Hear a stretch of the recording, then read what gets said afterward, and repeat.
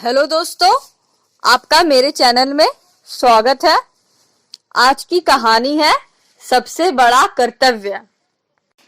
तो चलिए कहानी शुरू करते हैं। किसी नगर में जौहरात के एक बहुत बड़े व्यापारी थे। उनका नाम रायचंद था। उनकी ईमानदारी दूर दूर तक विख्यात थी। अपने व्यापार में वे किसी प्रकार की अनीति नहीं करते थे। इतना ही नहीं, वे उस धंधे को करने वाले दूसरे व्यापारियों के हितों का भी पूरा ध्यान रखते थे। एक दिन की बात है कि उन्होंने किसी व्यापारी से सौदा किया कि वह उन्हें कुछ जौहरात दे दे।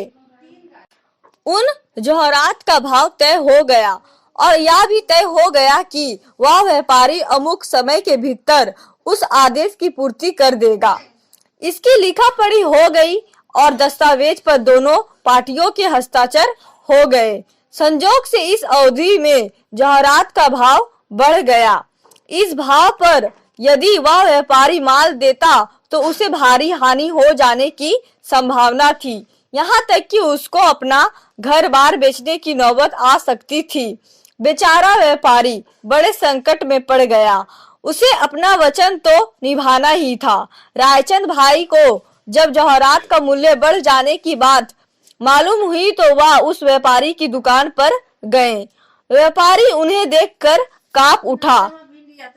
रायचंद भाई कुछ कहे कि उससे पहले ही उसने कहा, सेठ जी विश्वास रखिए, चाहे कुछ भी हो जाए मैं अपने वादे को हर हाल में पूरा करूंगा, आप चिंता ना करें। रायचंद भाई ने कहा, मैं जानता हूँ कि आप अपने वादे को अवश्य पूरा कर देंगे, लेकिन मैं यह भी जानता हूँ कि आप बहुत ही चिंतित हैं। तब मैं चिंता से मुक्त कैसे हो सकता हूँ? देखिए, हमारी चिंता का मुख्य कारण वह दस्तावेज है जिस पर हम दोनों ने हस्ताक्षर किए हैं।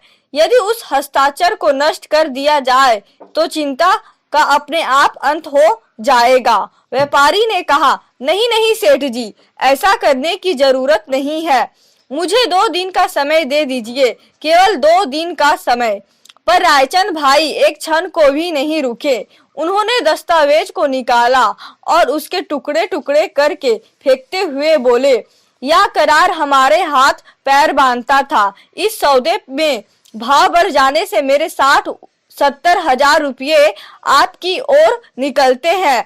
आपकी वर्तमान स्थिति मैं जानता हूँ, कहाँ से देंगे आप इतनी बड़ी राशि? मेरे भाई, मैं दूध पी सकता हूँ, खून नहीं। व्यापारी अवाक रह गया। उसने रायचंद भाई के चरण पकड़ लिए।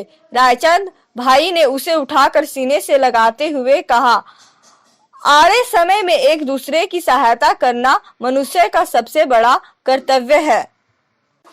तो देखा दोस्तों, हमें इस कहानी से यह सीख लेनी चाहिए कि हमारे आने वाले समय में हो सकता है कि जो हमने पिछले समय में किया वह हमारे आने वाले समय में मुसीबत के रूप में हमारे आड़े आ सकता है।